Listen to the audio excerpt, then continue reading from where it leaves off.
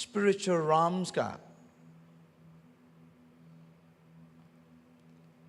spiritual realms နဲ့ physical realms ဆိုတင်နားမလဲရင်တင်ဒီလိုပဲပြောလိမ့်မယ်ဥပမာတင်ဖတ်တာ blind စိတ်အားငယ်နေဖွဲ့ရရှိလိမ့်မယ် okay စိတ်အားငယ်စရာလဲအားငယ်စရာပဲလက်ရှိမြင်နေရတဲ့အရာကြီးလက်ရှိမြင်နေရတဲ့အရာကြီးတကယ် reality လို့ဖြစ်နေတယ်ဒါပေမဲ့ actually it's not reality ခဏလေးကြည့်အောင် 2 Corinthians chapter 4 verse 16ကနေစကြည့်အောင်ကွမြေရနော်ဆရာတို့17ကိုပြောလို့ရှိတယ်ဒါပေမဲ့ let's read verse 16 then read 17 okay so let's go to chapter 4 verse 16 okay ထို့ကြောင့်ငါတို့ဒီအားလျော့စိတ်ပြတ်ခြင်းနဲ့ပြောရအောင်ငါတို့ဒီထို့ကြောင့်ငါတို့ဒီအားလျော့စိတ်ပြတ်ခြင်းနဲ့ကင်းလွတ်ကြ၏ဒါရေးကြည့်တယ်ဒါဆိုငါတို့ကဘာကြောင့်အားလျော့စိတ်ပြတ်တာလဲလို့ဘာလို့ငါတို့အားလျော့စိတ်ပြတ်တာလဲပြောဘာလို့ငါတို့အားလျော့စိတ်ပြတ်တာလဲဆိုတော့ငါတို့က spiritual realms ကိုငါတို့ကနားမလည်ပဲနဲ့ဒီ physical realms ကိုပဲအာယုံစိုက်တဲ့အတွက်ကြောင့်ငါတို့စိတ်ပြတ်အားလျော့တယ်တဲ့စိတ်ပြတ်တာပြဿနာမရှိဘူးစိတ်ပြတ်ခြင်းအနောက်မှာအာလျော့သွားတယ်တဲ့အာလျော့သွားရင်ဘာမှလုပ်လို့မရတော့ဘာလို့မြန်မာစကားတစ်ခါလဲကောင်းတယ်အာလျော့စိတ်ပြတ်တယ်တဲ့ခါလီမဒီလက်ရှိအခြေအနေရဲ့လက်ရှိမကြီးပို့ဆိုတာပြောပြမယ်တင်းလက်ရှိအခြေအနေကိုတင်းမမြင်အောင်မှမြင်တဲ့လူကနေပြီးတော့တင်းကို remind လာလုပ်တယ်တော့လာမနေစပြောချင်တာဟမ်တင်းမမြင်ချင်လို့ဂယုမဆိုင်အောင်မှသူများနေပြီးတော့တင်းကိုမမြင်အောင်ကိုလာပြီးတော့မှလာပြီးတော့မီးမောင်းထိုးပြတဲ့ဖွဲ့တွေရှိတယ်တင်းရဲ့အားနည်းချက်ကိုတင်းကအာယုံမဆိုင်ဘူးဒါပေမဲ့တင်းရဲ့အားနည်းချက်ကိုပဲလာပြီးတော့ထောက်တဲ့သူတွေကတင်းပေးနာမှာပတ်လဲဝိုင်းနေလိမ့်မယ်ချက်ပြတော့ဘောလားမသိဆိုဖျားဘာအာယုံစိုက်ခိုင်းတာလဲတင်းရဲ့အားနည်းချက်လားတင်းရဲ့အားတာချက်လားအားတာချက်တင်းဖျားကိုကိုးကွယ်ရင်ဖျားသခင်တင်းကိုအားနည်းချက်တွေထိုးပြတာမဟုတ်တင်းရဲ့အားတာချက်တွေပဲပြတော့တာဒါပေမဲ့လူကဘာကိုမြင်တာလဲအားနည်းချက်ကိုမြင်တယ်ဖျားသခင်တင်းကိုဘာကိုအာယုံစိုက်ခိုင်းတာလဲအားနည်းချက်ကိုအာယုံမစိုက်ခိုင်းဘူးအားနည်းချက်ကတော့မြင်မှာပဲဒါပေမဲ့အားတာချက်ကိုအာယုံစိုက်ခိုင်းတာဘာလို့တင်းအာယုံစိုက်တဲ့အရာကတင်းကိုလွှမ်းမိုးလာမှာဖြစ်လို့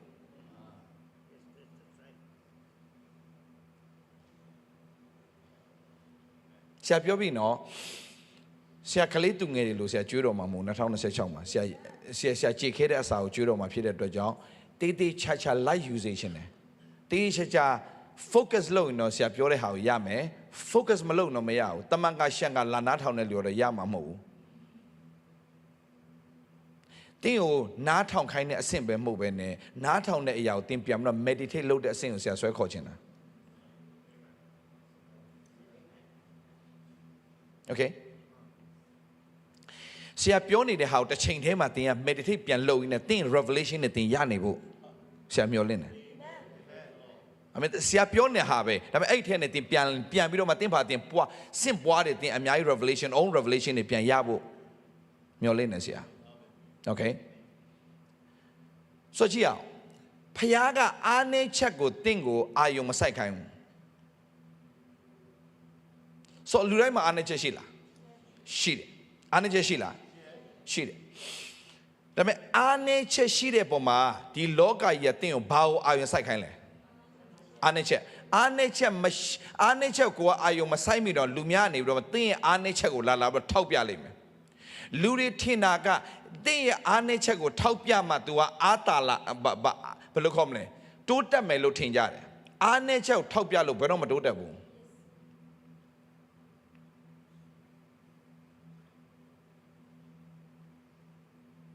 no အားနည်းချက်ကိုထောက်ပြလို့မတိုးတက်ဘူး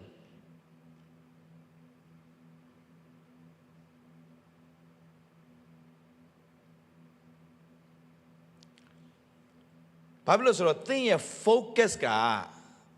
သင်ရဲ့အားတာချက်မှာရှိနေရင်မကြခင်အဲ့ဒီအားတာချက်ကအားနည်းချက်ကိုပြန်ပြီးလွှမ်းမိုးသွားနိုင်မယ်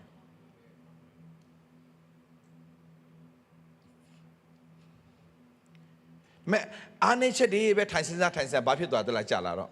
အဲ့လူကကိုယ့်ကိုတတ်တည်သွားတဲ့အဆင့်ဖြစ်တာကအဲ့ဒီအားနည်းချက်ကိုပဲ तू မြင်တက်ပြီးတော့အားတာချက်ကို तू meditate မလုပ်တတ်တော့ focus မလုပ်တတ်တော့ကြာလာတော့ဘာဖြစ်သွားအဲ့လူကငါသုံးမကြဘူးငါမကောင်းဘူးငါဘယ်သူတော့မှအတုံးမတည့်ဘူးဘယ်သူတော့မှငါအတုံးမကြဘူးဘယ်သူတော့မှလည်းငါအတုံးဝင်တဲ့သူဖြစ်သွားပြီတို့ကြောင့်ငါသိလိုက်တာပဲကောင်းတယ်သူကသူတတ်သေးအောင်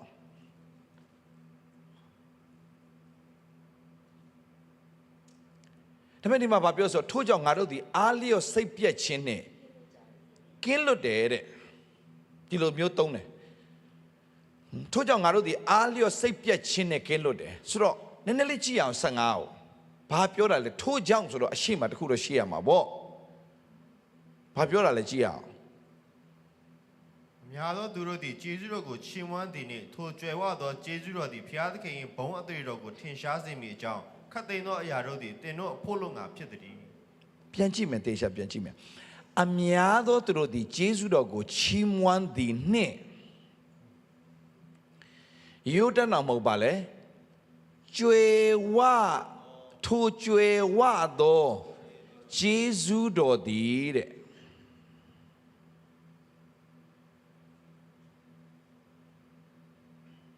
ဖျားသခင်ရဲ့ဘုန်းအသရေတော်ကိုထင်ရှားစေမိအကြောင်းဘယ်အရာကဖျားဘုန်းထင်ရှားစေတာလဲကြွယ်ဝသောကျေးဇူးတော်သည်ဖျားသခင်ရဲ့ဘုန်းအသရေတော်ကိုထင်ရှားစေတယ်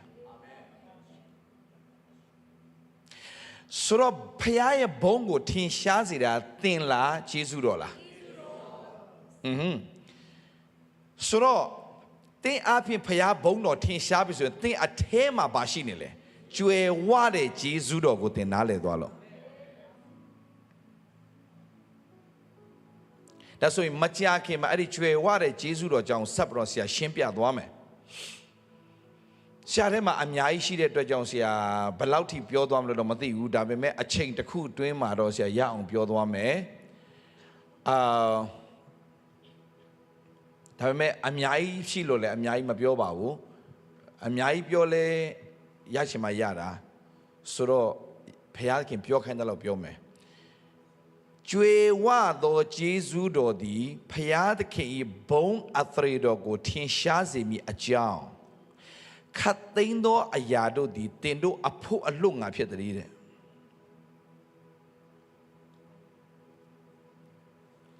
ဆိုဖျားသားသမီးတွေအတွက်ဖျားပြင်ဆင်ထားတဲ့မင်္ဂလာတွေအားလုံးကနော်တင်တို့အတွက်ပဲဖျားပြင်ဆင်ထားတယ်ခတ်သိမ်းသောအရာတွေကတင်တို့အဖို့တဲ့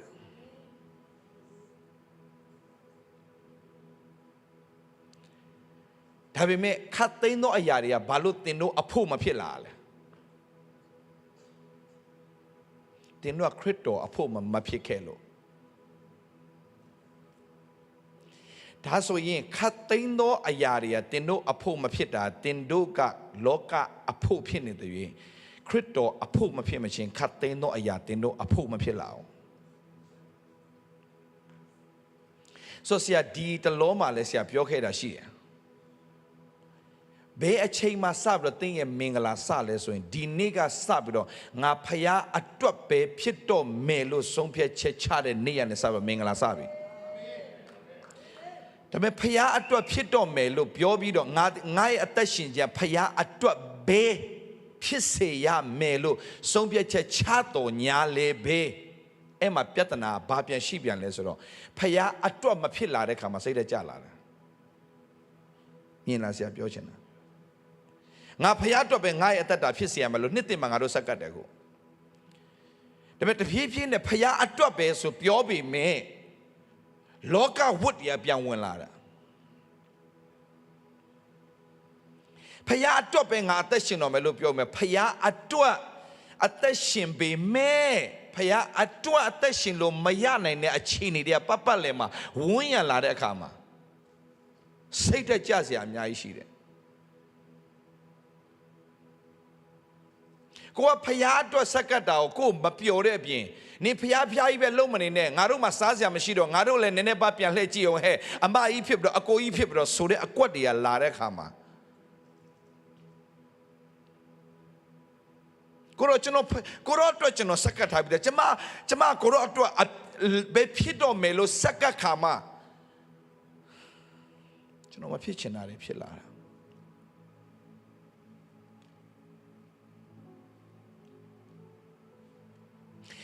အဲ့ကောင်မဖယားအတွက်စက္ကတ်ခြင်းပဲမဲ့ဖယားအတွက်မဖြစ်ပဲနဲ့ကိုဖယားအတွက်လှုပ်ချင်တာမလှုပ်ရတဲ့အခါမှာဘာဖြစ်လာဆိုအလိုလိုနေနဲ့ကိုကဘလိုင်းစိတ်တက်ကြလာတာအဲ့ဒီမပျော်ခြင်းနဲ့စိတ်တက်ကြခြင်းနဲ့အနောက်မှာမလှုပ်တင်တာတွေလှုပ်မိတဲ့ဟာတွေမဆုံးဖြတ်တင်တာတွေဆုံးဖြတ်တဲ့အရာတွေအကုန်ဆက်လာပြီတဖြည်းဖြည်းနဲ့ဘာဖြစ်လာလဲဆိုတော့ကိုယ့်ရဲ့လက်ရှိအခြေအနေကိုကညင်းငွေလာတယ်လက်ရှိအခြေအနေကိုမပျော်တော့အဲ့လက်ရှိအခြေအနေကိုကညင်းဟလာဘယ်လိုခေါ်မလဲဒီထက်ကနေရုံထွက်ခြင်းနဲ့ဒီဘဝကြီးငါမလို့ချင်တော့ဘူးငါတကယ်ဖယားအတွက်ပဲအသက်ရှင်ချင်တာဒါပေမဲ့ဖယားအတွက်အသက်မရှင်ရပဲဘယ်အရာတွေကငါ့ရဲ့အသက်တာကိုလွှမ်းမိုးနေတာလဲစိတ်တက်ကြလာတယ်ကြာလာတော့မဖယားအတွက်အသက်ရှင်ချင်ပေမဲ့အသက်ရှင်လို့မရတဲ့အရာတွေအများကြီးရှိတယ်အများကြီးဖယားအတွက်လှုပ်ပါတော့မယ်ဆိုမှအမျိုးစုံသောမိသားစုကိစ္စဆလာပြီဖယားအတွက်လှုပ်ပါတော့မယ်ဆိုမှငွေကြီးကိစ္စဆလာပြီဖယားအတွက်လှုပ်ပါတော့မယ်ဆိုမှ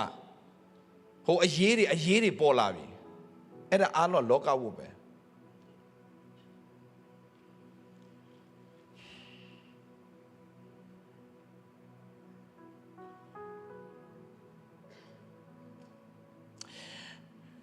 တကယ်ပါဆရာနဲ့တူလိုက်ပြီးတော့တကယ်စက္ကတ်ချင်တာဆရာအဲ့လိုလူတွေအများကြီးအမှုတော်မြတ်ထဲမှာအချိန်ပြည့်စက္ကတ်ချင်တာဆရာဒါပေမဲ့ဒီလိုလှုပ်ချင်တဲ့ဆရာဒါပေမဲ့ဆိုတဲ့ကိစ္စနဲ့စိတ်တက်ကြသွားပြီးတော့မှနောက်ဆုံးဖယားဘက်တောင်ပြန်မလှည့်နိုင်တော့ဘဲနဲ့လောကထဲမှာပဲချိန်ကုန်တဲ့သူတွေအများကြီးရှိတယ်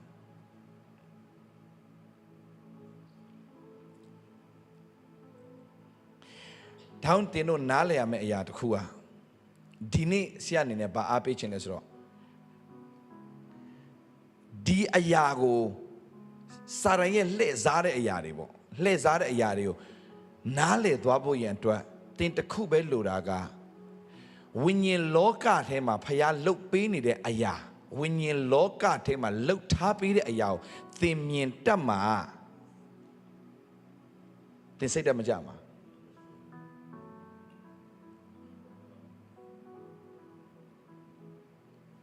ဝိညာဉ်မှာဖျားကိုအတွက်ပြင်ဆင်ထားတဲ့အရာတွေကိုမြင်တတ်မှာကိုစိတ်တတ်မကြတော့မှာမကျေးဇူးတော်ကလည်းဖျားကသူ့ရဲ့သားသမီးတွေကိုပဲအဲ့ဒီဝိညာဉ်လောကထဲမှာပြင်ဆင်ထားတဲ့အရာကိုမြင်ခွင့်ပေးတာလောကသားမမြင်နိုင်ဘူးဖယားသားသမီးတွေပဲမြင်နိုင်တာဒါပေမဲ့ဖယားသားသမီးလို့ပြောပြီးတော့ဘာလို့မမြင်ရလဲဆိုရင်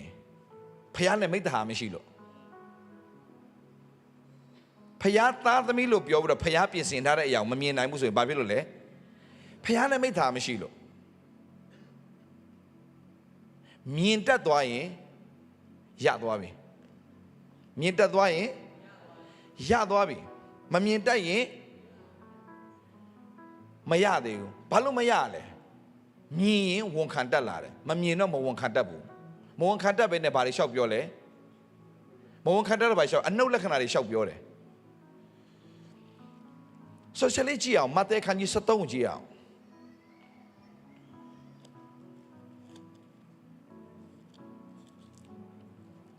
မဿဲခန်းကြီး73မှာ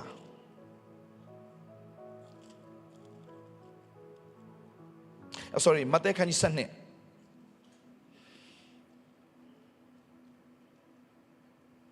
35ကိုကြည့်အောင် သူသည်ကောင်းသောစိတ်နှလုံးဘဏ္ဍာတိုက်ထက်ကကောင်းသောအရာတို့ကိုထုတ်ဖော်တတ်၏ မကောင်းသောသူသည်မကောင်းသောဘန္နာတိုက်ထဲကမကောင်းသောအရာကို ထုတ်ဖော်တတ်၏ ငါဆိုသည်ကလူတို့သည်အကျိုးမဲ့သောစကားကို ပြောသမျှအတွက်တရားဆုံးဖြတ်သောနေ့၌စစ်ကြောခြင်းကိုခံရကြလက်တတ်တင်းစကားများသောအားဖြင့်တင်းသည်အပြစ်လွတ်လိမ့်မည် သင်စကားများအားဖြင့်သင်သည်ဘာဖြစ်လဲ အပြစ်လွတ်လိမ့်မည် သင်သည်အပြစ်လွတ်လိမ့်မည် သို့မဟုတ်တင်းစကားများအားဖြင့်အပြစ်စီရင်ခြင်းကိုခံရလိမ့်မည်ဟုမိန့်တော်မူ၏ ဘာပြောလဲညီကောင်မောင်မတော်ဘာပြောနာလဲပြန်ဖတ်ကြအောင်35နဲ့ပြန်ဖတ် ကောင်းသောသူသည်ကောင်းသောစိတ်နှလုံးဘဏ္ဍာတိုက်ထဲကကောင်းသောအရာတို့ကိုထုတ်ဖော်တတ်၏ ဆိုတော့ကိုကမြင်သွားပြီဆိုရင်ဒီထဲမှာဘာလုပ်လဲပရိသေလာတဲ့ပြီဒါငါအတွက်ပဲဆိုတာသိသွားတဲ့ခါမှာကိုယ်အထဲမှာရှိတဲ့အရာပါလဲဖခင်ရဲ့ဖွင့်ပြထားတဲ့အရာကိုမှရှိသွားတယ်ဟယ်လိုကိုယ်ထဲမှာဖခင်ရဲ့ဖွင့်ပြထားတဲ့အရာမရှိရင်ကိုပြောတဲ့စကားကလည်းအဲ့ဒီဟာမဟုတ်ဘူးဟယ်လိုရလားမသိဘူး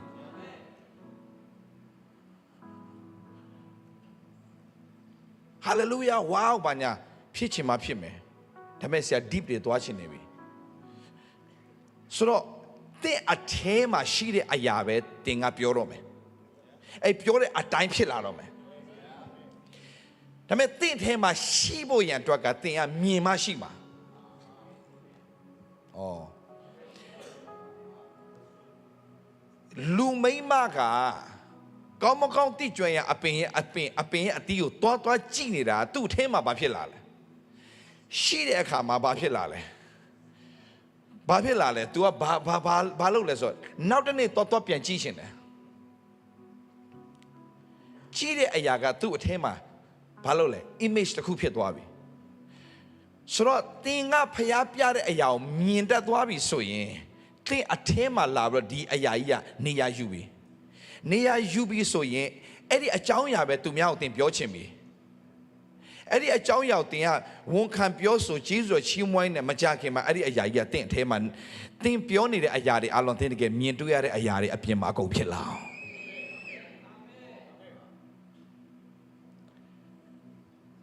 ဆရာပြောပြမယ်အဲ့ဒါတကယ်ဖရာသခင်ရဲ့ပြင်ဆင်ထားတဲ့မင်္ဂလာကြီးရလားကောင်းသောသူဒီကောင်းသောစိတ်နှလုံးဘန္နာထဲကကောင်းသောအရာကိုထုတ်ဖော်တတ်ဒီမှာပြောတဲ့စကားသိကောင်းတယ်စိတ်နှလုံးဘန္နာတဲ့တင်းရဲ့တကယ်မင်္ဂလာတွေအားလုံးဟာတကယ်တင်းရဲ့ဘန္နာတွေအားလုံးဟာတင်းရဲ့စိတ်နှလုံးထဲထွက်လာတာ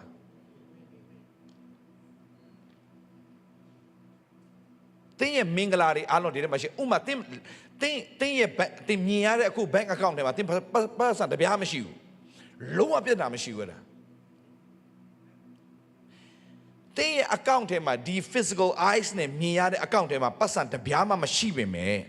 ဖယားသခင်ပြင်ဆင်ထားတဲ့မင်္ဂလာကြီးကိုတင်မြင်တတ်သွားရင်အဲ့ဒီလက်ရှိတဲ့ account ကိုတင်ကြည့်ပြီးတော့ဝမ်းနည်းစရာဘာအကြောင်းမှမရှိတော့ဘဲနဲ့အဲ့ဒါကိုတင်ကြည့်ပြီးတော့ရင်ခုန်နေလိမ့်မယ်မကြခင်မှာလုံးဝ minus ပြတဲ့ account ထဲကနေအိမ်မက်တောင်မမတ်နိုင်တဲ့အမောက်ကြီးတစ်ခုဖယားခင်ပြင်ဆင်လာတော့မယ်ဆိုတဲ့အရာကြီးကတင့်ထဲမှာဆွဲလန်းတဲ့အခါမှာတင်အားလျော့စိတ်ပြတ်ခြင်းလုံးဝမရှိတော့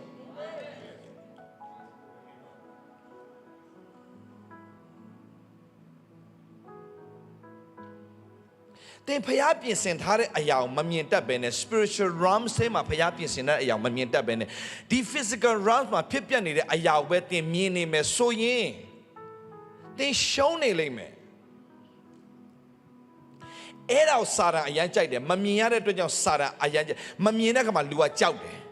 ဘာလို့ခရိယန်တွေဖြစ်ပြီးတော့ယုံကြည်သူဖြစ်ဘာလို့ပတ်စံချီးတာလဲမမြင်တတ်သေးလို့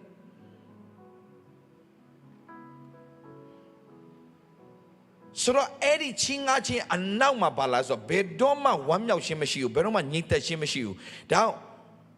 ဒီ2026မှာတို့ level တစ်ဆင့်ကိုတက်ကိုတက်မယ် break through ချမယ်မမပါဘူးကိုမမသိတာကိုရဲ့ဖြစ်လာပြီဆိုတဲ့အခြေအနေကိုရတဲ့နည်းနဲ့ဖြည့်ရှင်းတော့မှာပဲဒါတော့ပြဿနာမဟုတ်ဘူးဒါပေမဲ့ပြဿနာဖျားပြင်ဆင်ထားရဲ့သားနဲ့အဲ့ဒီပြင်ဆင်ထားတဲ့မင်္ဂလာကိုမသိတာဥမာဆရာနားလည်အောင်ရှင်းပြ ဖိလေမုန်အခန်းကြီး1အငယ်6ကိုတွားကြည့်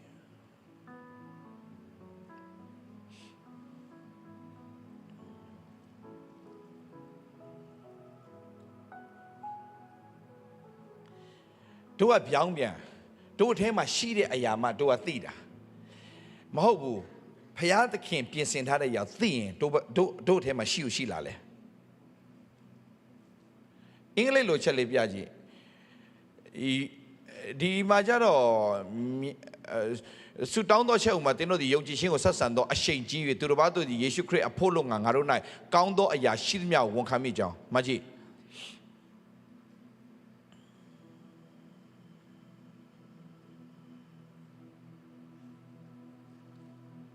Okay ဒီ version ကပါလဲဒီ version ကပါလဲ version နောက်တစ်ခုပြောင်းကြည့်လိုက်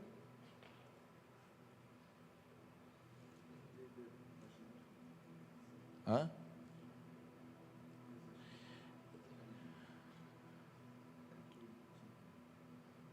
NKJV အခု NKJV လား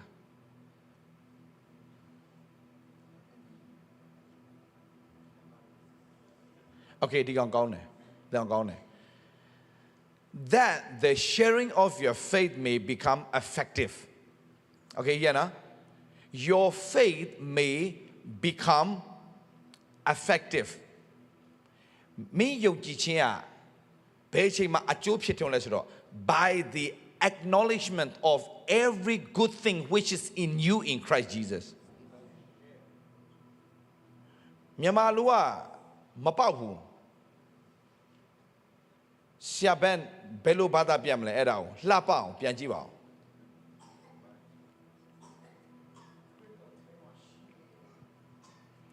which is in you in Christ Jesus တို့ကဘယ်သူထဲမှာရှိလဲတို့အထဲမှာဖျားပြင်ဆင်ထားတဲ့ကောင်းသောအရာတွေမရှိဘူးလားရှိတယ်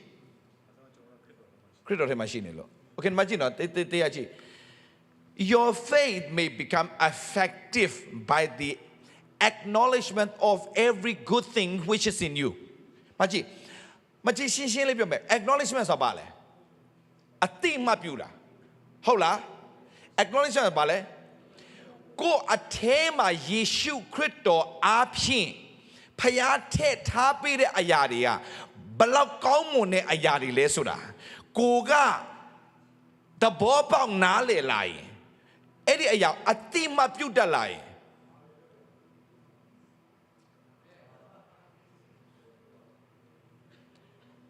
တောင်းတစ်ခါလေးမှာဟို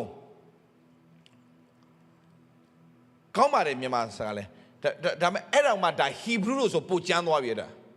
ပိုတော့နဲ့နေတဲ့အရာတွေလာပြီဆော်မကြီးဒီမှာပြောထားတဲ့အရာက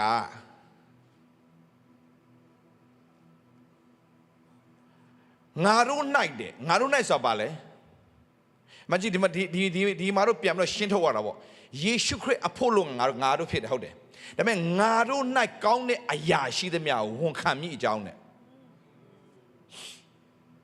ဆိုငါမှာဘာတစ်ခုမှကောင်းတာမရှိဘူးဆိုရင်သင်မမြင်တတ်သေးလို့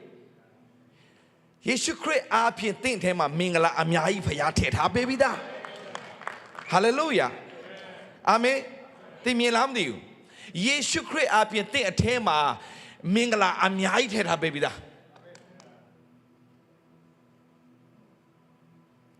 အဲ့ဒါကိုသင်ကသဘောပေါက်သွားရင်ငါအထဲမှာခရစ်တော်အားဖြင့်ငါ့ကိုပြင်ဆင်ပေးထားတဲ့မင်္ဂလာတွေဒီလောက်များပါလားဆိုတာသင်သိတဲ့နေ့ရက်နဲ့စပြီးတော့မင်္ဂလာစပြီဟယ်လိုသင်အထဲမှာယေရှုခရစ်အားဖြင့်ဖခင်ပေးထားတဲ့မင်္ဂလာတွေအများကြီးပဲဒါပေမဲ့အဲ့ဒီမင်္ဂလာကိုအခုနကျမ်းပိုက်နဲ့ဆရာပြန်ဆက်မယ်ကောင်းသောသူသည်ကောင်းသောစိတ်နှလုံးဗန္တာထဲကကောင်းတဲ့အရာကိုထုတ်ဖော်တယ်တဲ့ဘာလို့ခိုင်းတာလဲသင်အထဲမှာခရစ်တော်အားဖြင့်ပြင်ဆင်ထားတဲ့ every good things လို့ပြောတဲ့ကြောင့်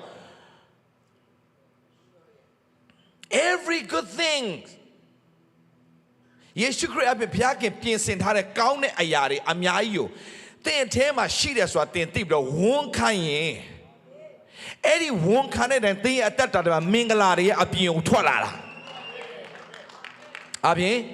ခရစ်တော်အားဖြင့်တင့်အထဲမှာမင်္ဂလာတွေဖခင်ထည့်ပေးလိုက်ပြီအဲ့ဒီမင်္ဂလာတွေအားလုံးတင်ကအဲ့တိုင်းမရောက်တင်ကနှုတ်ကနေဝန်ခံပြီးတော့မှ acknowledgement ဆိုဟုတ်တယ်ငါကကြွယ်ဝတဲ့သူဖြစ်တယ်လို့တင် acknowledgement တင်ကနေနေပြီးတော့မှဘယ်လိုခေါ်လဲ acknowledgement what is that အတိမပြုရင်ယေရှုခရစ်အပြင်ငါကြွယ်ဝတဲ့သူဖြစ်တယ်လို့တင်ကအတိမပြုရင်အဲ့ဒီမင်္ဂလာအသင်ထဲနဲ့ထွက်လာလိမ့်မယ်Every good thing which is in where? In you. In you. Not in the world. In you. In you. In you. Every good thing which is in you in Christ. So you have to speak. You have to speak. And you have to acknowledge it. Then every good things shall come.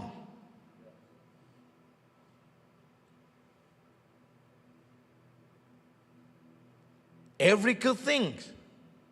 If you say it, you will see it. If you don't say it, you don't see it. It depends on you. It's not depend on God.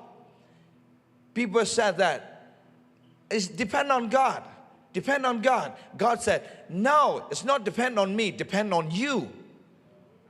Depend on you. I already put a good things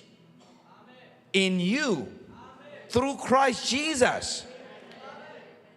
But you have to know it. You have to acknowledge it. And you have to say it. Then you will see it. Come on.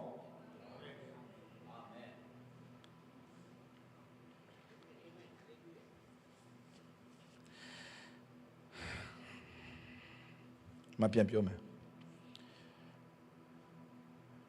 Chú giờ rồi xa lên, in lời sao sao biểu là ngào lên nám lên đâu sao, phía mà sao. Xa lên daria, nãy ngày đó tết xong đó mẹ hà đi phải bị thà đó, in lời bên này bù biểu gì đó.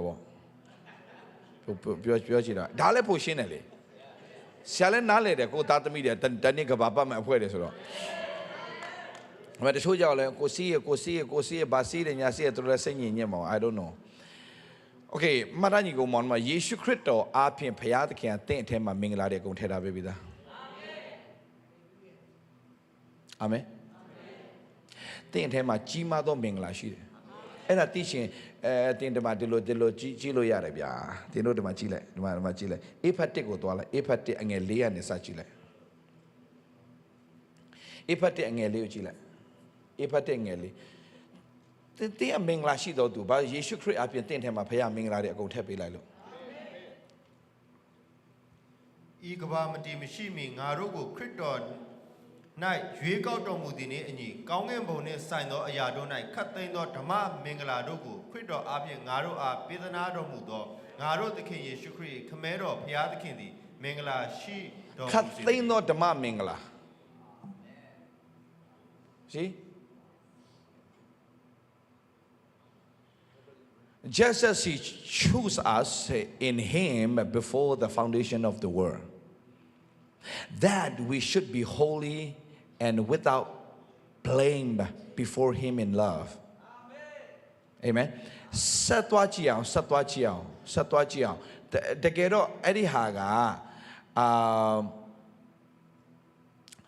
သုံးမှာအင်္ဂလိပ်လိုပို့ပေါ်တယ်လေးမြန်မာလိုလေးကအင်္ဂလိပ်လိုမှာသုံးမှာသွားဖြစ်နေတယ်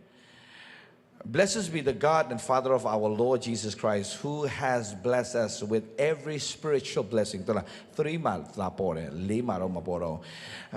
be the God and Father of our Lord Jesus Christ, who has blessed us with every spiritual blessing in the heavenly places in Christ. Amen. So,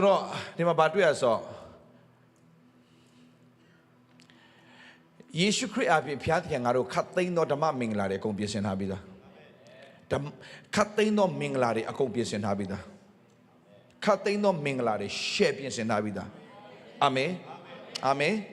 အဲ့ဒါကိုမြင်တတ်သွားတဲ့လူကဘာဖြစ်လဲတဲ့နှစ်ကောအခန်းကြီး4အငယ်15မှာ16မှာငါတို့ဒီအားလျော့စိတ်ပြည့်ခြင်းနဲ့ကင်းလွတ်တယ်ဆိုတာဒါကြောင့်ပြောတာငါတို့မြင်သွားပြီဒါပေမဲ့နေ့တိုင်းမှာသင်မြင်နေရတာက spiritual realms မှာရှိတဲ့ဟာမဟုတ်ဘဲနဲ့ physical realms ကိုပဲသင်မြင်တော့သင်အားလျော့စိတ်ပြတ်လာလိမ့်မယ်ဒါပေမဲ့သင်က physical realms ကိုကြော်တော့မှ physical realms spiritual realms ထဲမှာရှိတဲ့အရာတွေသင်မြင်တတ်သွားရင်ဝိညာဉ်လောကကိုသင်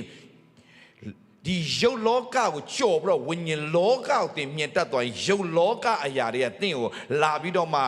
နောက်ရှက်လို့မရတော့ဘူးစိတ်တကြအောင်လုပ်လို့မရတော့စိတ်ပြောင်းလုပ်လို့မရတော့လက်ရှိသင်ရဲ့ bank account ထဲမှာပတ်စံဘာမှမရှိတော့ညာလဲပဲသင်ရဲ့လက်ရှိအခြေအနေ bank account ကြည့်လိုက်စိတ်တကြစရာဖြစ်တော့ညာလဲပဲသင်အတွက်ဖျားပြင်ဆင်ထားတဲ့အရာလူမျက်စိနဲ့မမြင်နားဖြင့်မကြားစိတ်လုံးဖြင့်မကြံစီရသေးဒါတွေကိုမြင်အောင်ဘယ်လိုလုပ်မလဲဒါတွေမြင်အောင်ဘယ်လိုလုပ်မလဲလူမျက်စိနဲ့မမြင်နားဖြင့်မကြားစိတ်လုံးနဲ့မကြံစီရသေးထိုအရာအလုံးစုံတို့ကိုဖျားခင်သည်မိမိဝိညာဉ်တော်အပြင်ပေါ်ပြတယ်လို့ပြောတယ် That's why we have to fellowship with Holy Spirit every day. If you don't fellowship with the Holy Spirit, you will never ever see the things that God has prepared for us.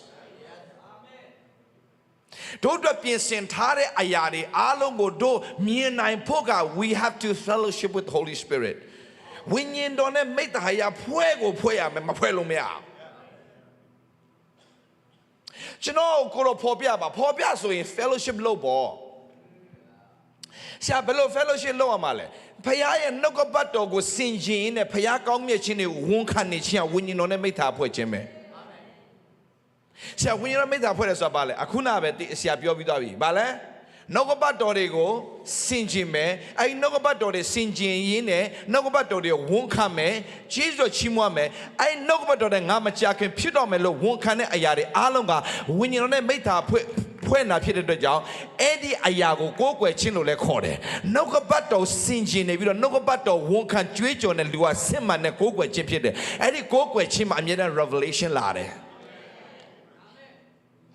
အဲ့ဒီ revelation ဆိုတာကသင်ရဲ့လူမျက်စိနဲ့မမြင်နိုင်တော့တဲ့အရာတွေအားလုံးဘုရားသခင် spiritual eyes နဲ့မြင်ရတဲ့အခွင့်ဘုရားခင်ပြင်ဆင်ပေးလိုက်တာအဲ့တော့ revelation လို့ခေါ်တယ်အင်္ဂလိပ်လို revelation ဆိုတာက reveal ဖွင့်ပြလိုက်တာဘုရားမင်းလူတွေမမြင်နိုင်ဒါပေမဲ့ယောဒါမင်းအတွက်ဆိုဖွင့်ပြတယ်အဲ့ဒါ revelation လို့ခေါ်တယ်အဲ့ဒါဘသူတွေအတွက်ပဲရလဲဆိုတော့ဘုရားသားသမီးတွေအတွက်ပဲရတယ်ဘုရားသားသမီးဖြစ်တော့ဖော်ပြခြင်းမရဘူးဘာကြောင့်လဲlack of fellowship.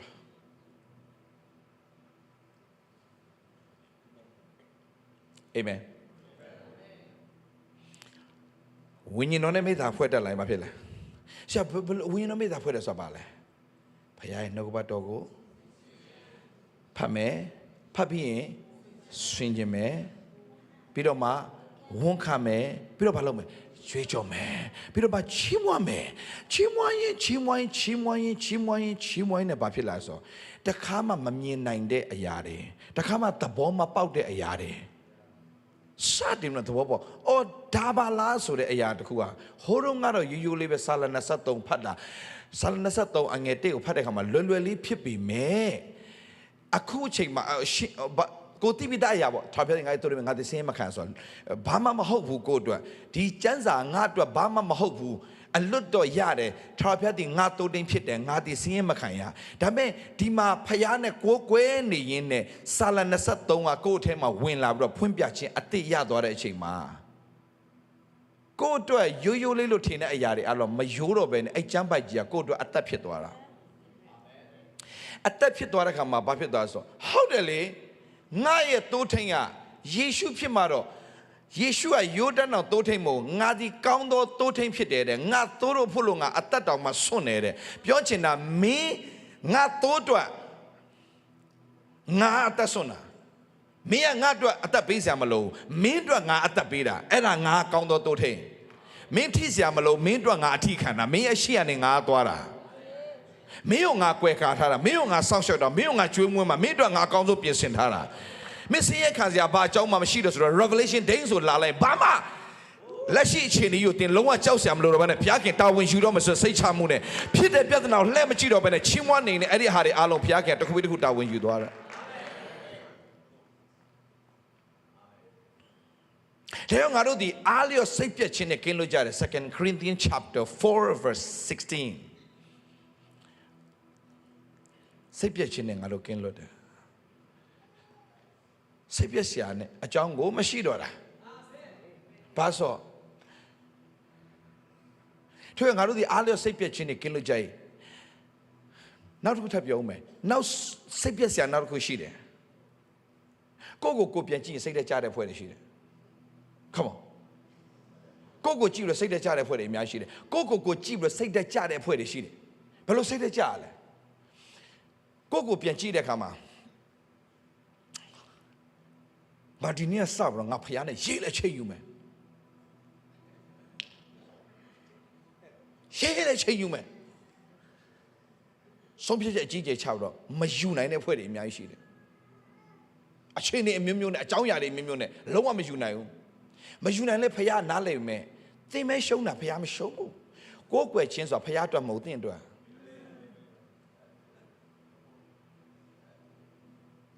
Worship is not for God for you without worship there's no revelation then revelation ကဘယ်ကနေလာလဲကိုယ်ကွယ်ချင်းနေပဲလာတာ revelation ဘယ်ကလာလဲကိုယ်ကွယ်ချင်းပဲလာတာဖွင့်ပြခြင်းတွေအားလုံးကလူတွေမမြင်နိုင်တဲ့အရာတွေအားလုံးသိကိုမြင်ခွင့်ဖျားပေးလိုက်တာဘယ်ထက်နေပဲလာတယ်ကိုယ်ကွယ်ချင်းထက်နေပဲလာတာကိုယ်ကွယ်ချင်းထဲကနေပဲလာတယ် come on လူမျက်စိနဲ့မမြင်နားဖြင့်မကြားစိတ်နှလုံးဖြင့်မကြံစည်ရသေးထိုအရာအလုံးစုံတို့ကိုဖျားခင်သည်မိမိဝိညာဉ်တော်အပြင်ဖော်ပြလို့ပြောတဲ့ကြောင့်တင်ကဘယ်အချိန်မှာဖော်ပြခြင်းရလဲဝိညာဉ်တော်နဲ့မိသားဖွဲ့နေတဲ့အချိန်မှာဖော်ပြခြင်းရတာဖျားဖွင့်ပြခြင်းနဲ့လာတော့မယ်ဖျားဖွင့်ပြခြင်းနဲ့လာတော့မယ်အာမင်အာမင်ဆိုပါစို့ယေရှုတင်ယုံကြည်လက်ခံလိုက်တာနဲ့တင်ပါဖြစ်သွားပြီလေတင်ယေရှုယုံကြည်လက်ခံလိုက်ဖခင်သားသမီးဖြစ်သွားပြီဖခင်သားသမီးဖြစ်တာထာဝရကာလအတွက်တင်လုံးဝစိတ်ချသွားတယ်မှတ်ပေမဲ့တင်လောကမှာဖခင်သားသမီးဆိုတော့မှငါတုံးကြီးလို့ငါဘိန်းလို့ငါဒူကြီးလို့နေရတဲ့အဘွားကြီးอ่ะသူများကြည့်လို့အားကျစရာအကြောင်းမရှိတဲ့တက်တာဖခင်လို့တော့မရှိဘူးလေဒါကြောင့်ဖခင်သခင်ကအဲ့လိုငါပိန်းငါတုံးငါဒူမဖြစ်ရလေအောင်ဝိညာဉ်တော်ကိုဆေလွတ်လိုက်တယ် come on Hallelujah ဝိညာဉ်တော်ဆေလွတ်တယ် come on ဘာလို့ဆေလွတ်လဲဘာလို့ဆေလွတ်လဲဆိုတော့တင်ဖခင်သားသမီးပြောတယ်ကဲတင်ချင်းတော့ရပြီအဲ့ဒါကိုrelationship လို့ခေါ်တယ်ယေရှုယုံကြည်လက်ခံလိုက်တဲ့အတွက်ကြောင့်တင်က relationship တင်အိမ်တော်သားတော့ဖြစ်သွားပြီဒါပေမဲ့မိတ္တဟာယမရှိတဲ့အတွက်ကြောင့်တင်မှာဘာမရှိဘူးလဲဆိုတော့ revelation မရှိဘူး revelation မရှိတဲ့အခါမှာသူများဖော်စားတဲ့အရာတင်ကကြော်သွားနေရတယ်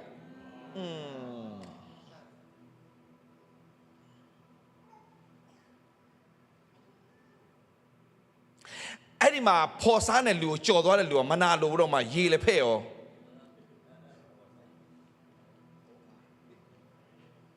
ဖော်စားနေတဲ့လူကိုကြော်သွားတဲ့လူကမတွေ့တော့ဘာဖြစ်လဲမနာလို့စိတ်တွေဝင်လာအောင်အဲ့နဲ့အင်တာနက်မှာဖဲ့ရောဘယ်နဲ့စားလဲကိုစားတယ်လို့သူတို့မစားလို့ကိုဝတ်တယ်လို့သူတို့မဝတ်ရလို့ကိုရတဲ့မင်္ဂလာသူတို့မရလို့တကယ်တော့လူတိုင်းကိုဘုရားခင်အဲ့ဒီခွင့်ရေးပေးထားပြီးသား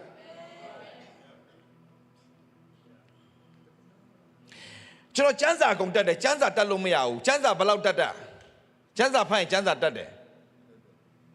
ကျမ်းစာကြောင်းတက်ရင်ကျမ်းစာပိုသိလာတယ်ဒါပေမဲ့ကျမ်းစာသိတာနဲ့ဘုရားနဲ့သိတာမတူဘူးတခြားစီပဲကျမ်းစာသိတာနဲ့ဘုရားကိုသိတာတခြားစီပဲကျမ်းစာသိတာနဲ့ဖယားကိုသိတာတခြားစီပဲကျမ်းစာကိုသိမယ်ဖယားနဲ့မကိုးကွယ်တဲ့အဖွဲ့တွေအများကြီးရှိတယ်ကျမ်းစာတော့ရှယ်တတ်တယ်ကျမ်းစာဘယ်နေရာမှာပါဘယ်နေရာမှာပါဘယ်နေရာမှာပါအကုန်လုံးဒိန်းနဲ့ပြောလိုက်ရင်ဒီမှာယူသွားနိုင်တဲ့အကွက်တွေရှိတယ်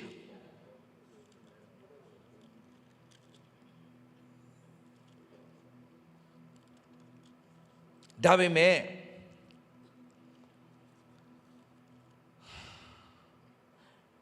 ကြည့်ညီကောင်မောင်မတို့ကျမ်းစာသိတယ်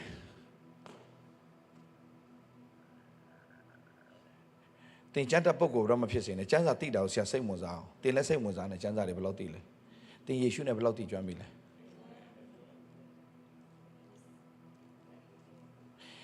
သင်ကိုဘယ်နေရာမှာသင်ကိုဖခင်အလွတ်လွတ်ခိုင်းနေပြီလဲဥပမာဆက်ပြောပြမဿဲခန်းကြီးနှစ်ကိုတွားကြည့်လူတွေထင်တာဒီမဿဲခန်းကြီးနှစ်ဆိုတာ ਨੇ ဒီခရစ်စမတ်အကြောင်းပဲသူတို့ဟောကြတာမဿဲခန်းကြီးနဲ့ငယ်တစ်ကနေစကြည့်ဘာဖြစ်လဲယူဒပြည်ဗတ်လင်မျိုးနဲ့ဟေရိုမင်းကြီးလက်ထက်ဒါဆိုရင်ဒါခရစ်စမတ်လို့ထင်ပြီယေရှုသည်ဖွားမြင်ခြင်းခံတော်မူပြီးမှမာကုပညာရှိတို့သည်အရှိပြည်ကယေရုရှလင်မြို့သို့ရောက်လာကြတယ်ဆိုတော့ဘာလို့ကြပဲပြဆက်ပြတော့မယ်ပြတော့မယ်ဒါပြောပြီဆိုတော့ပြဆက်ပြရတယ်အကွက်တွေလာပြီဒါပြဆက်ပြခိုင်းတာမဟုတ်ဒီမှာကြည့်လွတ်သွားတဲ့ပိုင်းယခုဖွားမြင်သောယူဒရှင်ပြည်သည်အဘယ်မှာရှိတော်မူသည်နည်းအရှိပြည်နဲ့သူဤကျဲကိုငါတို့မြင်ရသည်ဖြစ်ဖူးတွေ့ပူဇော်ခြင်းကရောက်လာဘီဟုမင်းများပြောဆိုကြ၏ဆက်သွားသုံးပါထိုစကားကိုကြားလေဟေရုမင်းကြီးသည်ယေရုရှလင်မြို့သူမြို့သားတို့တကွာစိတ်ပူပန်ခြင်းတို့ရောက်သဖြင့်ယေဘရဟိအကြီးတို့နှင့်လူတို့တွင်အကြံပြုเสียရှိသမျှတို့ကိုစုဝေးစေ၍ဘာတွေစုဝေးစေတယ်ယေဘရဟိကြီးဆိုပါလေဘာသာရေးခေါင်းဆောင်တွေလူတို့တွင်ကြံပြုเสียကျန်တဲ့ပုဂ္ဂိုလ်တွေဘယ်မှာရှိနာလဲပြောလုံးဝဒီဥစ္စာတွေအဲ့ဒီယေဘရဟိအကြီးတွေနဲ့ကြံပြုเสียတွေအားလုံးကအဲ့ဒီနိုင်ငံခေါင်းဆောင်တွေနဲ့အမြဲတမ်းပနာတဲ့တဲ့အဖွဲ့တွေ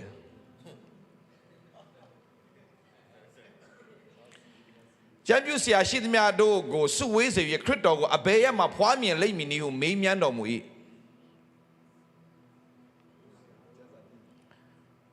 ထိုဆရာတို့ကဒါလေးကိုလိုင်းတာထိုဆရာတို့ကဘယ်ဆရာတွေလဲကျမ်းစာဆရာတွေဘယ်ဆရာတွေလဲကျမ်းတဲ့ပုဂ္ဂိုလ်တွေထိုဆရာတို့ကပရောဖက်တူရေးထားသောအချက်ဟူမူကားချက်ချင်းပြောနိုင်တယ်ကျွတ်စင်ထိုအိုးယူဒပြည်ဗက်လင်မျိုးတော်လုံးဝအတန်ဗလာနဲ့ပါသူကဘယင်ရှိမှပြောရတာအိုးယူဒပြည်ဗက်လင်မျိုးအစိုးရသောယူဒမြို့တော်တွင်တင်းတီမြို့ငယ်မြို့ယုံမဟုတ်ကျမ်းပိုက်ကိုတဲ့အကျွေးနိုင်တာပရောဖက်ကျမ်းနေဆိုတာနဲတာမှမဟုတ်တာပရောဖက်ကျမ်းနေဆိုတာနဲတာမှမဟုတ်တာအဲ့ထဲကနေမှ तू ကပရောဖက်ကျမ်းထဲကနေဘယ်မှာမွေးမဲ့ဆိုတာတောင်းပြောတာသူတို့ရထားတဲ့ကျမ်းစာတွေအားလုံးကသူတို့အလုပ်ဖြစ်ဖို့ရထားတဲ့ကျမ်းပိုက်တွေဘာလို့လဲဘယင်ရှေ့မှာအဖြေမပေးနိုင်သိမယ်လေဆိုတော့ဘယင်အတွက်အဖြေပေးဖို့ဒါကျမ်းစာကြီးတတ်နေကြတာဒါပေမဲ့တကယ်တမ်းဖယားလောကကိုကြွလာတဲ့အခါမှာသွားပြီးတော့ဖူးတွေ့တဲ့ထဲမှာသူတို့မပါဘူးခင်ဗျတိုးချောင်းသားတွေပါသွားတယ်ကွယ်ဟမ်ယာလုံးဝလူတွေပြစ်ပယ်ထားတဲ့အဖွဲ့တွေတိုးချောင်းသားဆိုတာကလောကမှာလုံးဝလုံးဝလူရမဝင်တဲ့အဖွဲ့တွေတောထဲမှာနေရတဲ့ကောင်တွေလုံးဝသူတို့တွေကအိမ်ရမဲ့လုံးဝနေရတဲ့ကောင်တွေမို့ဒီကောင်တွေတောထဲမှာအဲ့လိုမျိုးဖြင်လေးထိုးပြီးနေရအဲ့လိုနေရတဲ့ကောင်တွေနော်ဒါပေမဲ့အဲ့ဒီသူစီကိုကဖခင်ကသွားတယ်ဘာဖြစ်လို့လဲမင်းတို့မှာမျော်လင့်စရာမဲ့နေလားမင်းတို့အတွက်မျော်လင့်တဲ့အရှင်လာပြီဆိုတာကိုပြောတာဒါပေမဲ့ဒီလူတွေကတော့ယူဒပြည်ဗက်လင်မြို့အစိုးရသောယူဒမြို့တို့တွင်တင်ဒီမြို့ငယ်မြို့ယုံမဟုတ်အကြောင်းပေါ်ငါဤလူစုဣတလအမျိုးကိုအုပ်စိုးရသောသခင်သည်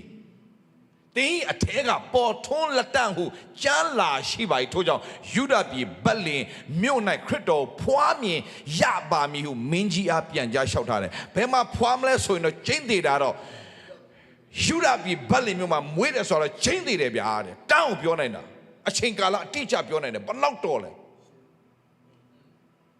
ဒါပေမဲ့သူတို့သွားပြီးတော့ဝုပြူမကိုးကွယ်ဘူးဗျာ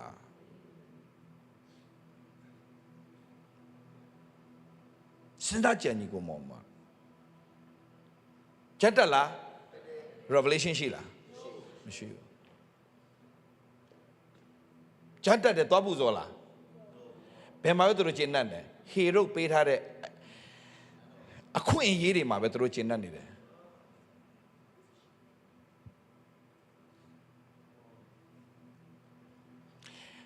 လူတွေပေးထားတဲ့အရာတွေအားလုံးမျက်စိရှိမှမြင်ရတဲ့အရာအဲ့ဒါကိုသွားတန်းတာလို့မရအောင် ဖျားပြင်ဆင်ထားတဲ့မင်္ဂလာတားစင်မြေဆက်အာမင်တွားရအောင်နှစ်ကောခန်းကြီး၄အငယ်16 16ကိုတွားထို့ကြောင့်ငါတို့ဒီအားလျော်စိတ်ပြည့်ခြင်းနဲ့ကင်းလို့ကြ၏ဘာလို့ပြောတာလဲထို့ကြောင့်ငါတို့ဒီအားလျော်စိတ်ပြည့်ခြင်းနဲ့ကင်းလို့ကြတယ်ငါတို့ပြင်လူဒီဖောက်ပြန်ပျက်စီးခြင်းတို့ရောက်တော်လဲမကြည့်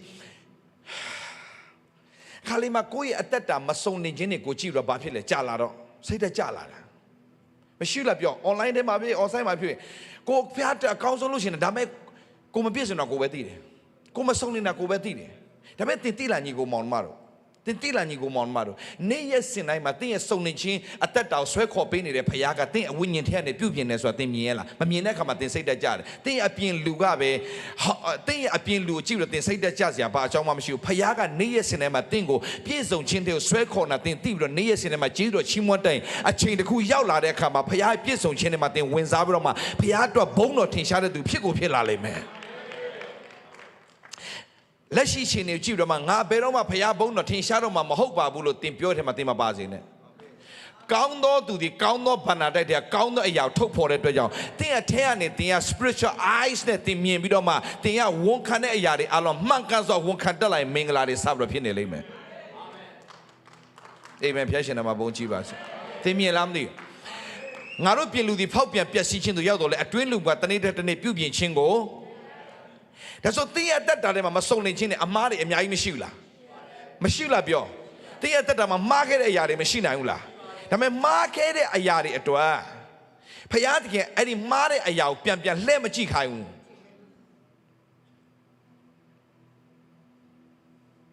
ဒါဆိုအဲ့ဒီမှားတဲ့အရာတွေကိုတင်းပြန်လှည့်ကြည့်ခိုင်းပြီးတော့တင်းကိုဟလာဘယ်လိုခေါ်မလဲအမားတွေပဲထောက်ပြနေဘသူလို့ထင်လဲအဲ့ဒါစာတန်ငါမကောင်းဆိုတာတင်းကိုမကောင်းတဲ့အရာတင်းနဲ့မကောင်းတဲ့အရာတွေပဲပြတော့မင်းမစုံနေလို့အမြဲတမ်းလက်ညှိုးထိုးနေတာကဖျားမဟုတ်စာတန်အဲ့ဒါတင်းရဲ့မစုံနေချင်းတွေပဲတင်းကြည့်ပြီးတော့မှအားငယ်နေတော့စာတန်အရန်ကြိုက်တယ်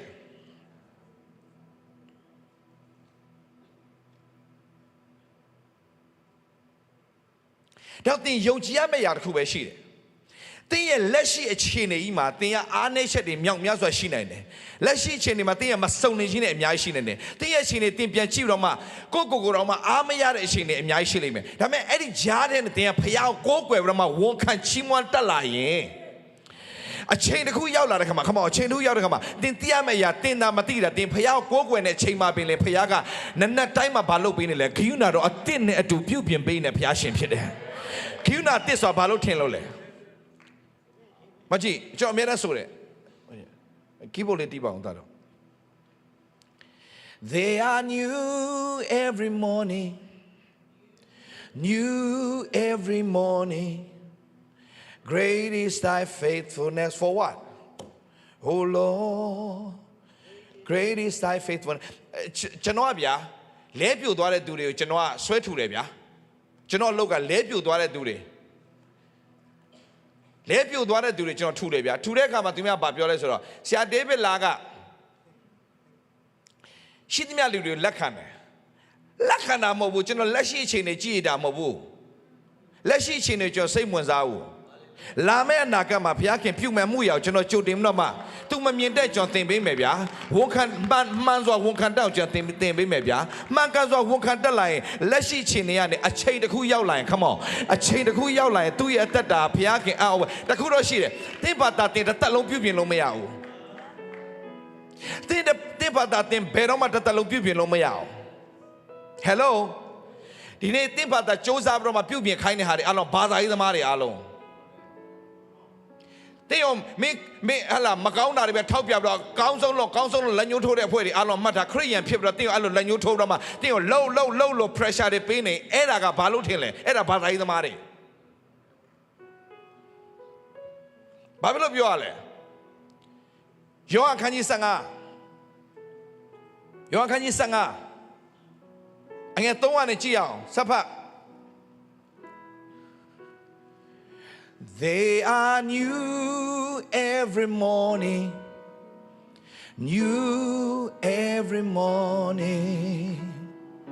Great is thy fullness. Oh Lord, great is thy faithfulness. ဒီကနေစဖတ်မယ် ငါသည်မှန်သောစပြည့်နွယ်ပင်ဖြစ်၏ငါခမဲတော်သည်လည်းဥယျာဉ်ဆောင်ဖြစ်တော်မူ၏ငါ၌အတိမတိသောအခက်ရှိသမျှတို့ကိုဟဲ့မှတ်တာမှန်သောစပြည့်နယ်ပင်လို့ဘာလို့ပြောရလဲသိလားသိလားညီကိုမောင်မတို့ငါဖောက်ပြန်ပျက်စီးတတ်တဲ့မျိုးစေ့မဟုတ်ဘူးမဖောက်ပြန်မပျက်စီးတတ်တဲ့မျိုးစေ့မင်းတို့ဖောက်ပြန်တော့မှမင်းတို့ဖောက်ပြန်တာတော့မှငါနဲ့လာဆက်မိတဲ့ချန်နဲ့စပြီးတော့မှ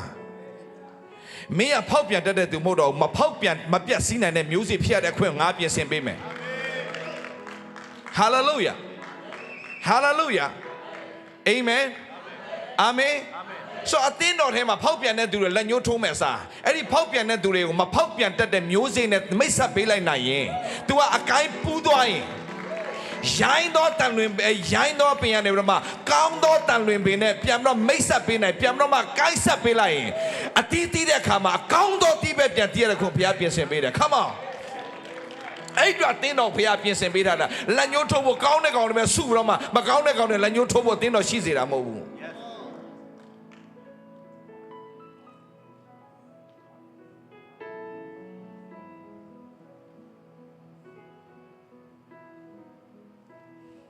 ကြည့်အောင်ငါ၌အတိမတိသောအခက်ရှိသမျှတို့ကိုခုတ်ပြတော်မူ၏အတိတိသောအခက်ရှိသမျှတို့ကိုတာ၍တီးစေခြင်းကတုတ်တင်ရှင်းလင်းတော်မူ၏သင်တို့သည်ငါဟောပြောသောစကားအပြင်ယခုပင်ရှင်းလင်းလျက်ရှိကြ၏ငါ၌တည်နေပြောချင်တာအရေးကြီးဆုံးပါလေမင်းရဲ့အခြေအနေဘယ်လောက်ပဲဆိုးပါစေငါနဲ့သာမင်းတည်ထားငါနဲ့သာမင်းတည်ထားအချိန်တစ်ခုတော့ရှိလိမ့်မယ်ဒါပေမဲ့ငါနဲ့သာတည်ထားရင်ငါနဲ့သာတည်တာပြောချင်တာပါလေငါနဲ့သာတည်တယ်ဆိုပါလေငါနဲ့မိသားဖွဲ့နေသေးပြီငါနဲ့တည်တယ်ဆိုပါလေမိသားဖွဲ့ရမယ်တင်းရဲ့တက်တာကအရေးကြီးဆိုတာတင်းဘာသာဘလို့အခြေအနေမှာစုပ်ပြတ်တတ်နေပါစေတင်းမိသားရတာမပြတ်စေနဲ့အာမင်ပြောမိသားမပြတ်စေနဲ့ဆိုတော့တင်းမိသားရဘယ်လိုဖွဲ့ရမှာမသိဘူးဆိုမိသားရဖွဲ့တတ်တဲ့လူနာမှာတင်းသွားနေပြီးတော့သူ့စီမှာတင်းအတင်းယူသူနဲ့မိသားများများဖွဲ့သူနဲ့အချိန်များများယူတင်းမတယောက်တည်းနေမဲ့အစားတင်းဘာလို့ရမှာလဲဆူတောင်းစည်းဝေးတွေလာမယ်မိသားဖွဲ့တဲ့နေရာတွေလာမယ်နှုတ်ကပတ်တော်ရှိတဲ့နေရာတွေလာမယ် gathering ဒါကြောင့်အတင်းတော်ဆိုတာထားပေးတယ်အာမင်တပတ်မှာခင်ဗျားတို့ home set တွေရှိတယ်တွားတီဆောက်ပြင်းစင်ဒီမှာဘယ်နှစ်ရက်ရှိလဲ home set တွေ Tuesday ရှိလားဒီမှာ Wednesday ဒီမှာပြန်ရှိတယ် Thursday ရှိလား Friday ရှိလား That's it ဇက်တိုက်ချစနေအစားရှောင်ရှိတယ်ဇက်တိုက်ချစမ်းပါဝင်စားအာမင်မိသားဖွဲ့စားဖျားတော့လာတော့ဟိုလူကြည့်မစုံလင်ဒီလူကြည့်လူတွေရှောက်ကြည့်နေဘာမှစုံလင်မှာမဟုတ်စုံလင်စေတဲ့ယေရှုပဲသင်ဆက်ဆက်ကြည့်ရမှာဖျားเจ้าမှာသင်စုံလင်တဲ့လူလာရှာတာမဟုတ်စုံလင်တဲ့ယေရှုစုံလင်စေတဲ့ယေရှုနဲ့လာပြီးတော့သင်မိသားဖွဲ့တာပဲဖြစ်ရမယ်အာမင်ဖျားเจ้าလာတော့ဟိုလူကြည့်မြတ်ဒီလူကြည့်မြတ်ဘယ်သူမှစုံလင်ရှင်းစွာမရှိခရစ်တော်ဟာလွယ်လို့အာမင်တောင်ဆရာအမြဲတမ်းပြောတဲ့ကျမ်းပိုက်ရှိတယ်ဗာလဲဟေဘရဲခန်းကြီး7အငယ်2ကဘာပြောလဲယုံကြည်ခြင်းကိုအစဦးစီရင်၍စုံလင်စေသောသခင်ယေရှုကိုလိုက်ဆိုစုံလင်စေသောသခင်ယေရှုကိုစုံလင်စေသောသခင်ယေရှုကိုစုံလင်စေသောသခင်ယေရှုကိုစေထောက်ရှုကြကုန်အားတင်းကို focus လုပ်ခွင့်နဲ့လူလားစုံလင်စေတဲ့ယေရှုလားလူတွေရှောက်ကြည့်လို့တင်းစုံလင်မှာမဟုတ်ဘူးတင်းစိတ်ဓာတ်ပဲကြာလာလိမ့်မယ်အာယုံနောက်တယ်ဟိုမကောင်းတယ်မကောင်းပဲရှောက်ပြောလိုက်မယ် focus on Jesus ဘယ်နာမှာရှိတဲ့သူစရွေးစင်တယ်ပြောလိုက်စမ်းပါ focus on Jesus amen amen ဆရာသိမကြောက် amen စုံလင်စေတဲ့ဘသူလဲစုံလင်စေတာဘသူလဲသွားယောဟန်ခန်းကြီး15ကိုပြန်သွားယောဟန်ခန်းကြီး15အငယ်4ကိုသွားငါ၌တည်နေကြလောငါ၌တည်နေငါနဲ့မိသားဖွဲ့မင်းမဖွဲ့တိုင်းဖွဲ့တဲ့နေရာမှာသွားနေအာမင်ကိုမဖွဲ့တတ်ကိုမဆုတောင်းတတ်ဘူးဆိုတော့ဆုတောင်းတဲ့နားမှာနေကြလိုက်တင်ဆုတောင်းတတ်လာအောင်ဟာလေလုယာဟာလေလုယာအစာမရှောင်တော့အစာရှောင်တဲ့လူနားမှာသွားနေတင်အစာရှောင်တတ်လာအောင်အာမင်ဟာလေလုယာဟာလေလုယာဟာလေလုယာတင်လုံးဝဆုမတောင်းတတ်ဆိုရင်အန်တီရိုဒါနားလာလိုက်အန်တီရိုဒါနားလာလိုက်အန်တီရိုဒါနားလာလိုက်ချိန်လုံးဆုပဲတောင်းနေလိမ့်မယ်ဘာတွေလဲတော့မသိဘူးဆုတောင်းနေလိမ့်မယ် တင်လည်းဘာမှမသိပဲနဲ့သူ့လိုမျိုးပဲတင်ဆူတောင်းတက်လာလိမ့်မယ်လူကိုပြောတာလားဖယားကိုပြောတာလားမသိသူပြောတော့ပြောနာပဲဒီမင်းသူလည်းဘေးနားမှာနေနေတင်ကြာလဲကြာလာဘာဖြစ်လာလဲတင်ကဘယ်လိုခေါ်မလဲကိုအိမ်မတန်ရင်းနေတဲ့သူတယောက်ကိုရင်ဖွင့်တယ်လို့အကုန်လုံးရင်ဖွင့်တာတွေဖြစ်လာအောင်အာမင်အာမင် OQP only quality people အာမင်လူတွေအကြောင်းပြောတဲ့လူနာမှာသွားမနေနဲ့ဖယားအကြောင်းပြောတဲ့လူနာမှာသွားနေလူတွေအကြောင်းပြောတဲ့လူနာမှာသွားမနေနဲ့ဖယားအကြောင်းပြောတဲ့လူနာမှာများများနေရမယ်အာမင်အာမင်အာမင်အာမင်ဆရာတန်ချရှင်နဲ့အာမင်အာမင်ဘာလို့ငါလိုက်တည်နေကြလို့စပ်ဖတ်ငါလိုက်တည်နေကြလို့သွားငါသည်လည်းတင်တို့၌ငါသည်လည်းတင်တို့၌မင်းငါနဲ့တာမိတ်တာဖွဲ့ငါမင်းတို့နားနေဘယ်တော့မှမခွာသွားမင်းတို့နဲ့ငါမိတ်တာဖွဲ့မယ်မင်းတို့အတူရှိကြောင်းတတ်တယ်ငါထုမယ်ငါမင်းတို့တတ်တာတတ်တယ်ငါပြမယ်လူတွေရှေ့မှာငါချင်းမြောက်တဲ့တတ်တယ်လာလိမ့်မယ်မိတ်တာဖွဲ့စမ်းမှာငါနဲ့အာမင်ငါနဲ့တည်နေကြလို့ငါသည်လည်းတင်တို့၌တည်နေပြီဇပြစ်ခတ်သည်အပင်၌မတည်လေကိုလိုလျောက်မင်းဘယ်တော့မှမင်းကိုပြုပြင်လို့မရနိုင်ဘူးဒါပေမဲ့ငါအထဲမှာမင်းနေရင်နေ့တိုင်းမှာပြုပြင်ပေးမှငါပဲဖြစ်တယ်အာမင်ဒါကြောင့်နှစ်ကောခန်းကြီးငါငယ်19ဘာပြောလဲအလောလွတ်ရလေနှစ်ကောခန်းကြီး9ငယ်19လူမီတီကဘယ်သူနိုင်လဲခရစ်တော်နိုင်စာပါလေ in Christ စာပါလေ fellowship ကိုပြောနေ in Christ စာပါလေ in Christ စာပါလေ in Christ စာပါလေကျမ်းစာထဲမှာမှတ်တာ in Christ ဆိုရင်ပါလေ fellowship မကြမှာဆိုလို့ပြောမယ် in Christ ဆိုပြောရင်ပါလေအာမင် anyone if anyone is in Christ mean what မင်းအားနဲ့ချက်တွေရှိလိမ့်မယ်ဒါပေမဲ့ in Christ သာဖြစ်နေပါစေစကားပြောရင်လည်းကိုရောပဲပြောမယ်ဝမ်းနဲ့ဇာရှိရင်လည်းကိုရောပဲပြောမယ်ဝမ်းသာဇာရှိရင်လည်းကိုရောပဲပြောမယ်စိတ်ထဲမှာမချင်တဲ့လောက်ကိုရောပဲပြောမယ်အဲမှာရှိနေရအားလုံးကိုရောနဲ့ပဲယင်ဖွင့်တတ်တဲ့အကျင့်လူကိုယင်ဖွင့်တာတဲ့ဖယားကိုယင်ဖွင့်တတ်တဲ့အတ္တဖြစ်ပါစေ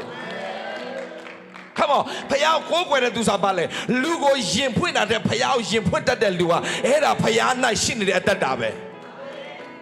ရင်ဖွင့်စရာလူကိုရှောက်ရှာစရာမလိုတင်တဲ့အတူရှိတယ်ခရစ်တော်ဟာ in Christ mean what fellowship in Christ ပါလေ fellowship မချမ်းပါဆိုလို့ပြောပြ in Christ ပါလေ fellowship တင်စကားပြောရင်တင်ရှုံရမယ်သူတယောက်မှမရှိဘူးတင်နဲ့တဲ့တဲ့ချိန်မှာတော့တင်ရင်ဖွင့်တောင်နားထောင်မယ်မတဲ့တော့တင်ရင်ဖွင့်ထားတဲ့အရာတွေအလုံးအတင်းတုံမယ်သူ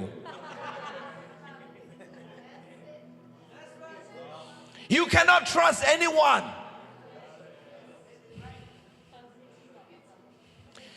You cannot trust anyone except Jesus Christ. Amen. Yeshua လို့ဘယ်သူမှယုံစရာမရှိဘူးစိတ်လုံးဝခင်ဗျာတဲ့တဲ့ချိန်မှာတော့ okay ဘယ်တော့ငါမပြောနေကြအောင်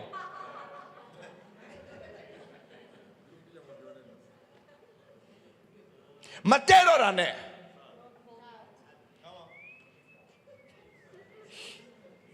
ရေတလောက်ကနေရေတွန်ချလိုက်တယ်လို့ပဲသင်အကြောင်းတွေသူကျွေးတော့မယ်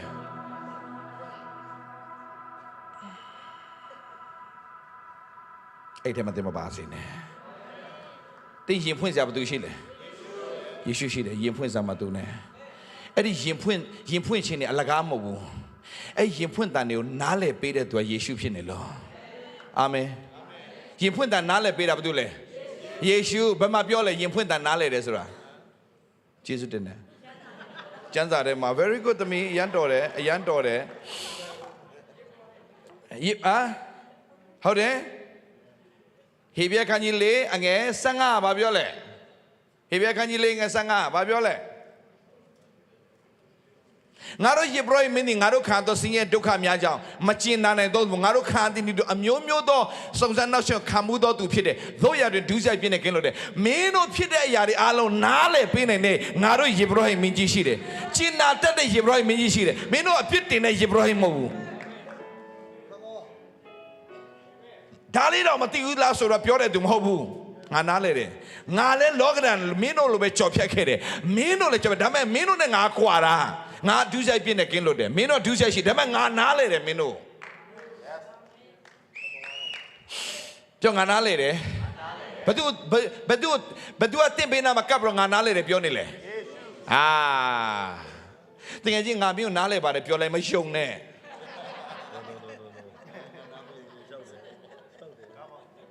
ဆရာရှောင်းကျွန်တော်ယုံလို့ရတယ်ဆရာရှောင်းအဲ့လိုပို့ကြောက်တော့ဘာလားမသိဆရာရှောင်းဆရာနာမကျော်တည်တယ်ရှိမယ်ကားရင်တင်တတ်မှာအဲ့ဖွဲ့ပဲမကြခင်မှာ kiss ပေးတော့မယ်ယူဒရှိကရုပ်လို့လာတော့မယ် you have to be very careful လာတော့မယ် sir you can trust me okay you can trust me you can count on me man လောပါလာမယ် stay away from them see here ဆိုပျောက်သွားတယ်နင်တို့ကလည်းဟေပြဲလေး15ဟဲ့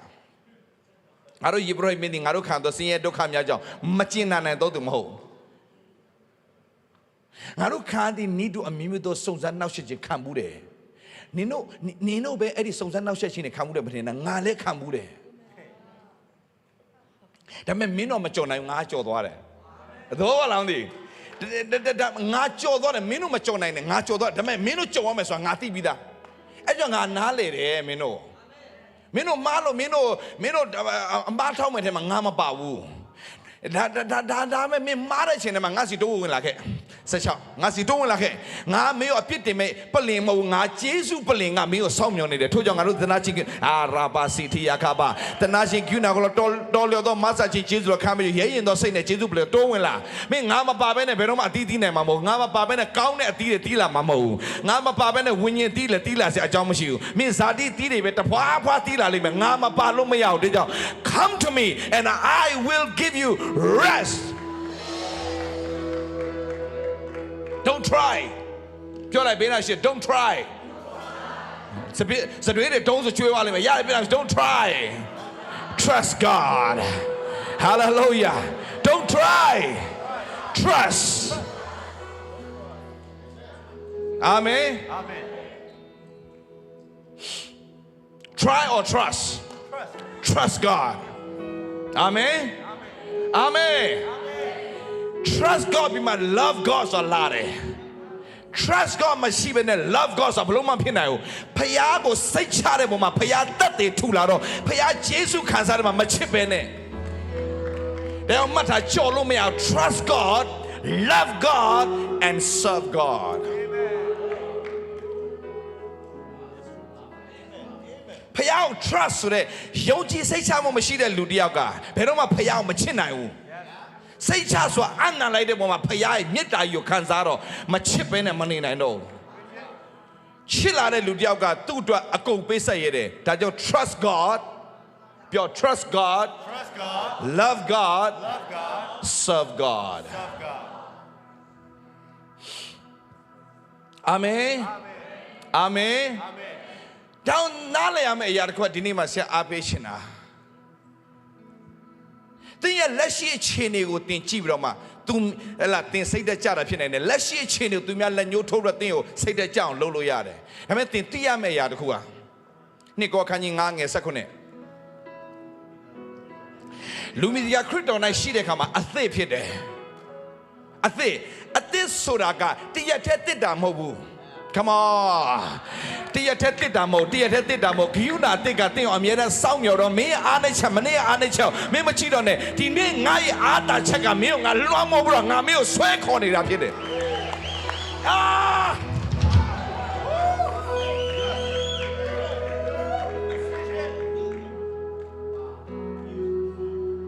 ဒီချပိုက်နှစ်ပိုက်ကိုတွဲမယ်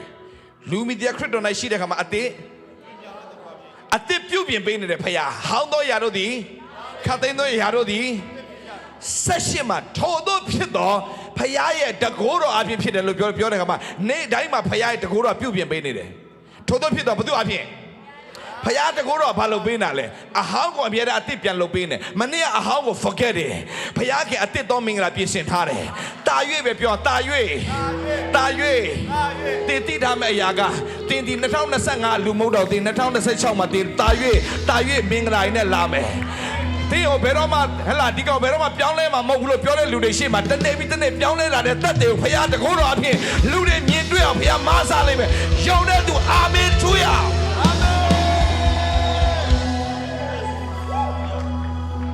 ယေရမိမြည်တမ်းစကားအခန်းကြီး3အငယ်23သင်တို့တခါတည်းပြုပြင်တဲ့ယေရှုမဟုတ်ဘူးနေတိုင်းပြုပြင်ပေးနေတယ်နေတိုင်းအသစ်ပြုလုပ်ပေးနေတာအာမင်သင်ရဲ့မဆုံးနေခြင်းအားနဲ့ရှင်တွေဝမ်းမနေနဲ့သင်အနေရဲ့စင်တိုင်းမှာအသစ်တော်မင်္ဂလာခံယူပြီးတော့မှဟောင်းတဲ့ຢာတွေပြောင်းလဲတော့ခတ်သိမ်းတော့ရအသစ်ဖြတ်တဲ့ခွင့်ငါ့ကိုပြင်ဆင်ထားပြီမနေ့နဲ့ဒီနေ့မတူစီအောင်ဒီနေ့နဲ့နောက်နေ့မတူစီအောင်ကြိုက်တဲ့လူကြိုက်တာပြောစီအချိန်တစ်ခုရောက်လာရင်ဖခင်ရဲ့ပြည့်စုံခြင်းငါ့အထက်မှာဝင်လာပြီးတော့မှဖခင်ဘုန်းတော်ထင်ရှားမယ်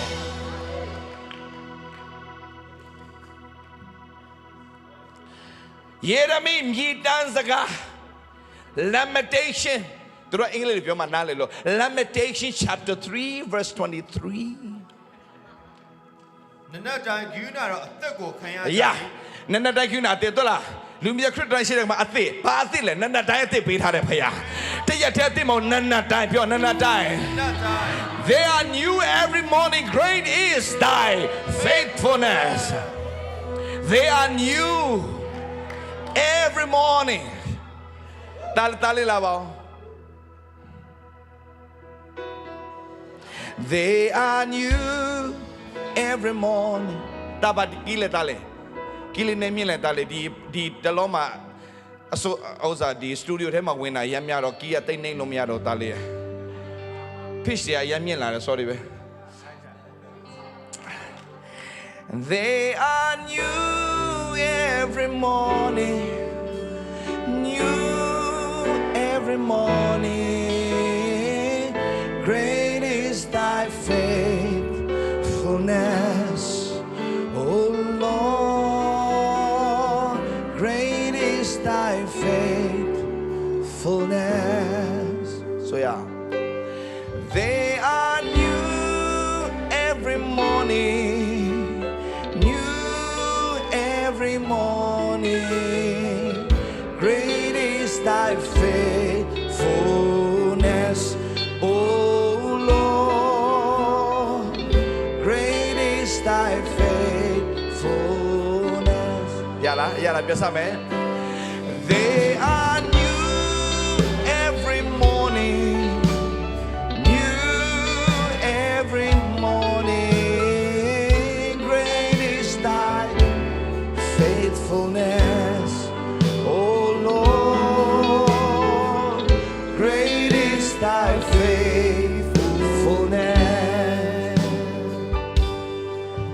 ဒီဘယ်တော့စိတ်တမကြနဲ့တဲ့လက်ညှိုးထိုးတဲ့လူတွေရှိမှဖျားခင်တဲ့ချီးမြှောက်တဲ့တက်တယ်လာလိမ့်မယ် Hallelujah တဲ့လက်ညှိုးထိုးတဲ့သူတွေရှိမှဖျားခင်ချီးမြှောက်ခြင်းလာလိမ့်မယ်